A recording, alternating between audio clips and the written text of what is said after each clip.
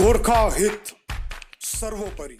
नमस्कार, आज हम चौरस्ता में खड़े हैं और यहाँ पे दार्जिलिंग विधानसभा चुनाव के लिए गोरखा जनमुक्ति मोर्चा विनय पंथी खेमे से केशवराज पोखरेल इस बार एक प्रतिद्वंदी है, वो हमारे साथ मौजूद है। केशव जी, आपका स्वागत है। सर, आप जिस जगह से चुनाव लड़ रहे हैं यहाँ पे किस तरह की मुद्दे को आपने आगे उठाने की कोशिश की है एवं किन मुद्दों को लेके आप आगे चल रहे हैं? दार्जिलिंग को बनाने का मुद्दा है। सबसे पहले तो यहाँ का शांति जो है, शांति को मेंटेन, पीस को मेंटेन करना और पीस और stability is our first priority. उसको पहले रख के और दार्जिलिंग को बनाना है। कैसे बनाएंगे? वो आस्ते आस्ते बनाएंगे। जैसे यूनिवर्सिटी आए, अब मेडिकल कॉलेज ले आना है, हर एक फील्ड में डेवलपमेंट ले आके दार्जिलिंग को बनाना है। जिस हिसाब से माना जाता है कि दार्जिलिंग के चलते बात करते हैं, जैसे कि माना जाता है कि दार्जिलिंग की राजनीति में एक बहुत बड़ा कहीं ना कहीं भाजपा कोशिश कर रहा है, बहुत बड़े बड़े हैवी कैंडिडेट को लगातार पहाड़ में लेके आए हैं। तो भाजपा के साथ आपका मुकाबला कैसे देखते हैं आप? एक बड़ी चुनौती है। भाजपा कोई फैक्टर नहीं है। देखिए, जो दार्जिलिंग का आदमी, दार्जिलिंग का जनता को सब मालूम है कि जब 105 डे स्ट्राइक चल रहा था, जब यहाँ पे आदमी को मारा जा रहा था, जब यहाँ पे आदमी भूखा पड़ रहे थे, तब इसी भाजपा का सांसद को एक स्टेटमेंट देने का तक का माने टाइम नहीं था। और अभी जब चुनाव के माहौल में होम मिनिस्टर पर असेंबली कॉन्स्टिट्यूंसी में आके बड़ा बड़ा बात कर रहे थे। इसलिए आप विश्वस्त रहिए, आश्वस्त रहिए। दार्जिलिंग पहाड़ के लोगों, दार्जिलिंग पहाड़ के जितने भी जनता है, भाजपा के ये जो चुनावी झूठ को कभी मानने वाले नहीं है। लेकिन देखिए, आपके साथ कहीं ना कहीं दार्जिलिंग से बहुत हेवीवेट माने जाते हैं नीरज जिम्बा, उनसे मुकाबला है। सीधे वो एक जनता के साथ जुड़ के कहते हैं कि मैं तो जीत रहा हूँ, मेरी जीत सुनिश्चित है। कहीं ना कहीं आपको लगता है कि आप लोगों की तैयारी कहीं ना कहीं कम थी या कहीं ना कहीं और कोशिशें की जानी चाहिए थी? उनको पूछेगा उनका बूथ कमेटी कितना है, कितना बूथ अभी तक बूथ कमेटी बनाया कि नहीं बनाया, पूरा 321 बूथ में। ठीक है, पहले बार जीत जनता रही है। इस बार कोई आदमी, व्यक्ति, कोई पार्टी नहीं, इस बार जनता का जीत होगा। जनता काम करने वालों को जिताएगी।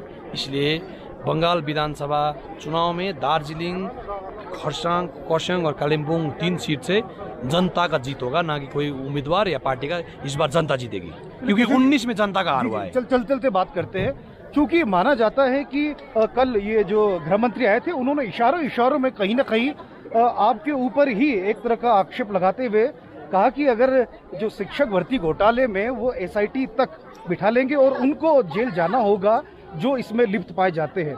तो कल की जो जनसभा थी लेबोंग में उनकी, उसके बाद आपका क्या कहना है? जो गृह मंत्री का एक बहुत कड़ा एक बयान आया जो शिक्षक घोटाले को लेके, इस मामले में चूंकि आपको काफी बार नाम लिया जाता है आपका। मैं कोई एडमिनिस्ट्रेशन चला रहा हूँ, चलाने वाला आदमी हूँ क्या? He is free to take legal course. ठीक है, वो जो चाहे कर सकते हैं। गृह मंत्री है ना, जनसभा में बोलने से क्या है, शुरू करवाइए ना, कोई दिक्कत नहीं। ठीक है, जो प्रशासन में बैठा हुए आदमी है, जो इस सिस्टम को फॉलो कर किया है, वो लोग जाने। ठीक है, इसलिए मैं कोई एडमिनिस्ट्रेशन में बैठा हुआ आदमी नहीं हूँ, मैं एक पार्टी का स्पोक्स पर्सन था। तो anyone is free to take the legal battle. हमको कुछ लेना देना नहीं इससे। चलिए, इसके अलावा केशव जी, जैसे कि आमतौर पर मैंने पहाड़ में देखा, पहाड़ में विपक्षी जो आपके लिए जो विपक्षी है, उनका हमेशा से एक बड़ा आरोप रहता है कि पहाड़ में करप्शन का बहुत बड़ा मामला है। करप्शन एक बड़ा मुद्दा है जिसको वह जनता के सामने काफी उसको जना भी रहे हैं, बता भी रहे हैं। तो आपको क्या लगता है कि भ्रष्टाचार का जो मुद्दा है कहीं ना कहीं एक बहुत बड़ा समस्या इस पहाड़ के लिए है? क्या मानते हैं आप इस विषय में? देखिए, चुनाव के टाइम में आने वाले लोग जिसके पास आरोप के सिवाय कुछ नहीं है, ठीक है, जिसके पास उपलब्धियां नहीं है, जिसके पास दिखाने के लिए अचीवमेंट्स नहीं है, वो तो बार बार ऐसा, अब चुनाव में भी ऐसा आरोप नहीं लगाएंगे तो कब लगाएंगे? देखिए, इनके पास मुद्दा ही क्या है? इन्होंने 15 साल से किया क्या है? कांटी तक दिया इसको। यहाँ एक रुपया का लॉलीपॉप तक नहीं लिया, 1 रुपये का चॉकलेट तक नहीं लिया दार्जिलिंग के लिए। लेके आए हैं तो सिर्फ गाली, लेके आए तो सिर्फ फेक प्रोमिसेस, लेके आए तो सिर्फ आरोप, लेके आए तो सिर्फ दार्जिलिंग को बदनाम करने का काम। ठीक है, कोरोना के टाइम में राजू बिष्ट आके बोला कि हम लैब लेके आएंगे। लैब कहाँ गया? ठीक है। और 2016 में प्रधानमंत्री नरेंद्र मोदी जी अलीपुरद्वार में आके बोले राई, क्षेत्री, खस, गुरुङ नाम ले लेंगे, एक एक का नाम ले लेंगे कि हम कर देंगे। प्राइम मिनिस्टर बोला हम कर देंगे 11 जनजाति। कहाँ गया वो जनजाति? देखिए बीजेपी माने फेकू जुमला, ठीक है। 30 रुपए का पेट्रोल बनाने का बात था, 100 रुपए पहुंच गया। 2 करोड़ रोजगार देने का बात था, अभी 40 साल में सबसे बड़ा बेरोजगारी समस्या हो गया। अभी पूरा का पूरा संपत्ति बिक रहा है, पूरा का पूरा नेशनल प्रॉपर्टी सब बेच रहा है। 400 रुपए का सिलेंडर अभी 1200 हो गया। तो देखिए ये 15 लाख देने का वादा था, कहाँ गया?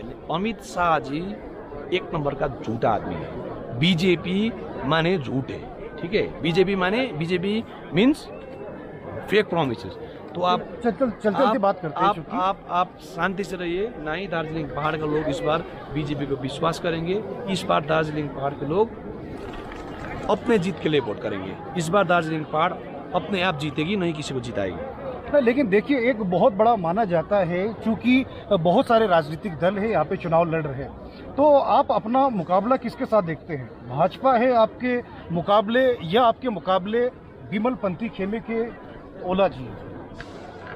देखिए जनता, जो आदमी दुख में भी सुख में भी जनता के साथ में था, 2-2.5 साल में हार के भी जिसने यूनिवर्सिटी ले आया, जिसने रोजगार की विभिन्न माने आपका न्यू वो दे दिया, अपॉर्चुनिटी दे दिया, उन लोगों को वोट करने वाली है। इसलिए मैं प्रतिद्वंदी नहीं बोलता हूँ, हम नया सोच और नया विचार जो बोल रहे हैं, we feel everyone as are competitors, सब हमारा हेल्दी गुड कॉम्पिटिटर्स है। मेरा अब इससे प्रतिद्वंदी में ये बहुत बड़ा, इसका कद ज़्यादा है, इसका कद छोटा है, ऐसा बोलने वाला मैं कोई नहीं हूँ, ठीक है। तो इसलिए मैं सबको ऑल द बेस्ट देना चाहता हूँ, सबको बेस्ट बेस्ट देना चाहता हूँ। हम चाहते हैं कि हेल्दी कंपटीशन हो। पहाड़ में जो गणतंत्र हमने इस्टेब्लिश किया 3-3.5 साल में, यहाँ पे पूरा बंगाल में कितना हिंसा हुआ, दार्जिलिंग में एक कांच तक नहीं टूटा।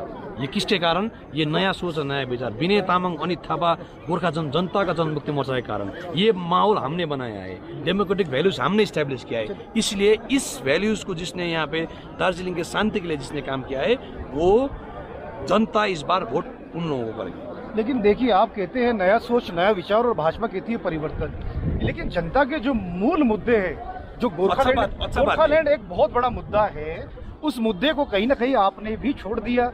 बीजेपी भी कमोबश बिल्कुल एक दबे जुबान में बात कर रही है, और साथ ही साथ बिमल पंथी भी जो लोग हैं वह भी गोरखालैंड के विषय में उतने मुखर नहीं है। आपको क्या लगता है कि गोरखालैंड का मुद्दा क्या पहाड़ से खत्म हो गया? आपका गलत फहमी। गोरखालैंड का मुद्दा हमारे साथ में, हमारे दिमाग में, हमारे विजन में है। गोरखालैंड, हमारा कहना इतना ही है कि गोरखालैंड को वोट के बाजार में मत उतारिए।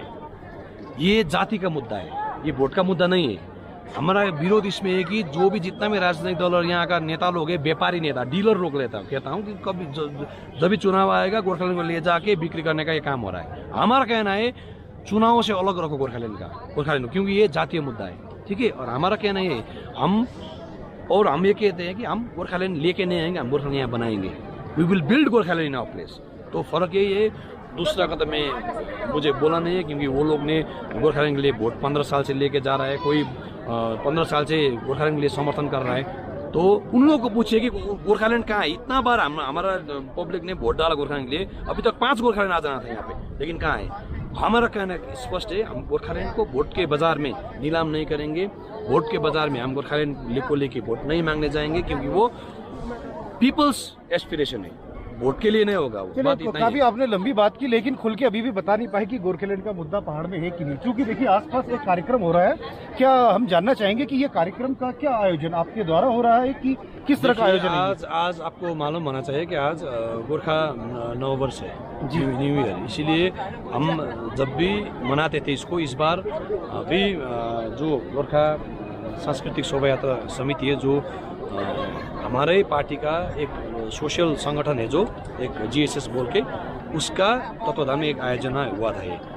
तो आज हमारा चुनाव प्रचार का अंतिम दिन भी था, लेकिन हमको लगा कि हम जातीय फेस्टिवल को ही यहाँ पे तवज्जो देके यहाँ आएंगे, इसलिए मैं अभी चुनाव प्रचार करने भी नहीं गया। आज मैं यहाँ आया क्योंकि देखिए संस्कृति बचेगा तो जाति बचेगा, जाति बचेगा तो ही गोरखा का राजनीति बचेगा। आज कौन यहाँ पे मुख्य अतिथि आ रहे हैं? विनय तामाङ जी थे। अच्छा, विनय तामुक जी आ रहे हैं। आप ना खत्म हो गया, विनय तामुक जी थे, अभी अच्छा। प्रोग्राम खत्म हो गया। मैं भी था, मुझे भी गेस्ट ऑफ ऑनर के रूप में बुलाया गया था, तो अभी प्रोग्राम खत्म हुआ, इसलिए अभी मैं यहीं पे अभी ऐसे ही चौरस्ता में लोगों के साथ मिल रहे हैं। लोगों के साथ मिल रहा हूँ, क्योंकि देखिए वोट तो मतलब आएगी जाएगी, लेकिन ये न्यू ईयर है ना हमारा, तो न्यू ईयर में थोड़ा बहुत गोरखा का न्यू ईयर, तो गोरखा थोड़ा बहुत टाइम भी ले आना पड़ेगा, क्योंकि ये हमारा ये तो वोट तो क्या है, ये जो गोरखा बोल के एक चीज़ है, ये तो हमारे मतलब हार्ट पे है, ये तो इसीलिए हम यहाँ पे आज न्यू ईयर ऐसे ही सेलिब्रेट कर रहे हैं लोगों के साथ मिलकर के। चलिए, अंत में आपसे, चूंकि आप व्यस्त होंगे, आपको कहीं जाना भी होगा, आपसे कुछ कड़े प्रश्न भी पूछेंगे, चूंकि चुनाव के दौरान मैं काफ़ी लोगों से मिला, यहाँ पे कवर करने आया था मैं, तो आपके ऊपर 2 गंभीर आरोप लगाए जाते हैं। अखिल भारतीय गोरखा लीग के जो युवा लोग हैं, जो उनकी पार्टी है, कहीं ना कहीं आपको एक हत्या के मामले में जोड़ते हैं, और साथ ही साथ कल जो गृह मंत्री आए उन्होंने एक भ्रष्टाचार के साथ आपका रिश्ता जोड़ लिया।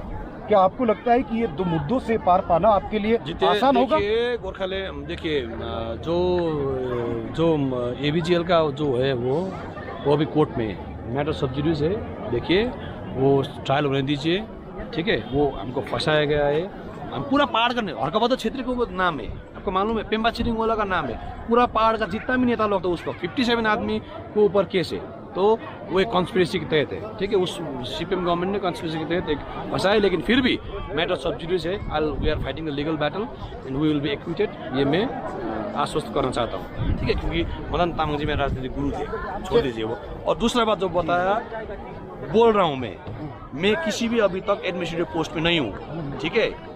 मैं एडमिनिस्ट्रेटिव पोस्ट में नहीं हूँ, सिर्फ ये चुनाव के मुंह में ये उछाला जा रहा है। Let them go to the court, let them launch official complain, I will fight the legal battle, ठीक है।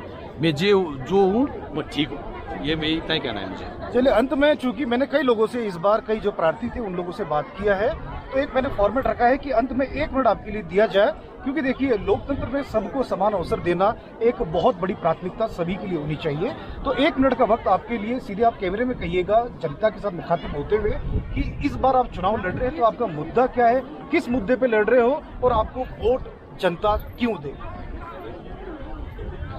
झूठ की राजनीति को समाप्त करने के लिए, दार्जिलिंग को शांति रखने के लिए, और प्रैक्टिकल पॉलिटिक्स को का ट्रेंड, अचीवमेंट्स लेके नेता लोग आके वोट मांगे, इस ट्रेंड को सेट करने के लिए दार्जिलिंग पहाड़ की जितना भी माने मतदाता हैं, दुख में भी जो आपके साथ था, सुख में भी जो आपके साथ था, आप इस बार अपने नीड के लिए वोट कीजिए, अपने आप के लिए वोट कीजिए, अपने विकास के लिए वोट कीजिए, दार्जिलिंग की शांति के लिए वोट कीजिए। जो दुख में भी सुख में भी आपके साथ था, जो पहाड़ को बनाना चाहता है आपके साथ रह के, उनको भारी मात्रा में सिटी में विशल के सिंबल में वोट देके विजय बनाए। Thank you. चलिए, हमारे साथ थे केशव राज पोखरेल, जो गोरखा जनमुक्ति मोर्चा विनय पंथी के एक उम्मीदवार हैं। आपका धन्यवाद, आपने हमसे बात की। Thank you.